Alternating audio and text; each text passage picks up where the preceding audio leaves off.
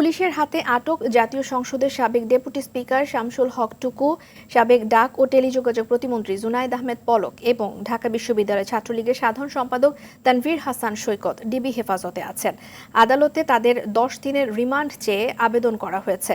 বুধবার রাতে রাজধানীর খিলক্ষেত থানার নিকুঞ্জ আবাসিক এলাকা থেকে আত্মগোপনে থাকা অবস্থায় রাজধানীর পল্টন থানায় দায়ের করা মামলায় তাদের গ্রেফতার করা হয়।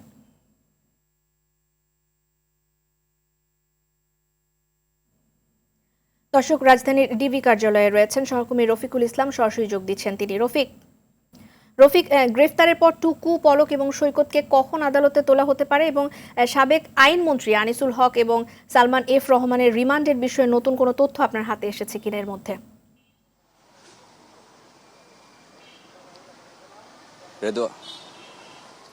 রেদওয়ানা, আসলে সাবেক ডেপুটি স্পিকার শামসুল হক টুকু এবং তথ্য যোগাযোগ প্রতিমন্ত্রী জুনায়েদ আহমেদ পলক এবং ঢাকা বিশ্ববিদ্যালয় ছাত্রলীগের সাধারণ সম্পাদক তানভীর হাসান সৈকতকে গতকাল রাত 11টার পর আসলে নিকুঞ্জ এলাকা থেকে গ্রেপ্তার করা হয় এবং গ্রেপ্তার করার পর কিন্তু তাদেরকে ডিবি কার্যালয়ে নিয়ে আসা হয়। আমরা ডিএমপি সূত্র থেকে যেটি জানতে পেরেছি যে দুপুরের পর তাদেরকে আদালতে ওঠানো হবে। তবে আমরা গতকালকে যেটি দেখেছি যে আইনমন্ত্রী আনিসুল হক এবং সাবেক প্রধানমন্ত্রী শেখ হাসিনার শিল্প ও বিনিয়োগ বিষয়ক উপদেষ্টা সালমান এফ রহমানকে কিন্তু বিকেলে আদালতে ওঠানো হয়েছিল। ধারণা করা হচ্ছে আজও হয়তো টুকু এবং পলক এবং সৈকতকে হয়তো বিকেল নাগাদ তাদেরকে আদালতে ওঠানো হবে।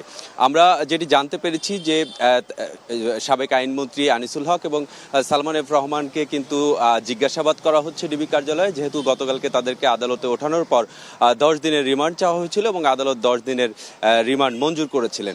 আপনাকে একটু জানিয়ে রাখি, গত 16 জুলাই নিউ মার্কেট এলাকায় কোটা সংস্কারের দাবিতে যে আন্দোলন হয়েছিল সেই আন্দোলনের সময় কিন্তু একজন নিহত হয়েছিলেন এবং নিউ মার্কেট থানার সেই মামলায় আসলে আইনমন্ত্রী এবং সালমান এফ রহমানকে গ্রেপ্তার দেখানো হয় এবং তাদেরকে হুকুমের আসামি হিসেবে বা ওই হত্যাকাণ্ডের ঘটনার নির্দেশনা দিয়েছেন সেই হিসেবে কিন্তু অভিযুক্ত করা হয়েছে।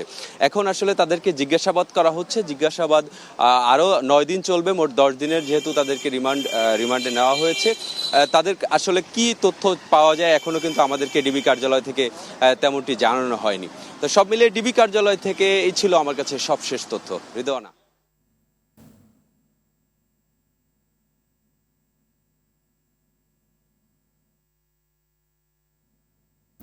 রফিক, ধন্যবাদ আপনাকে।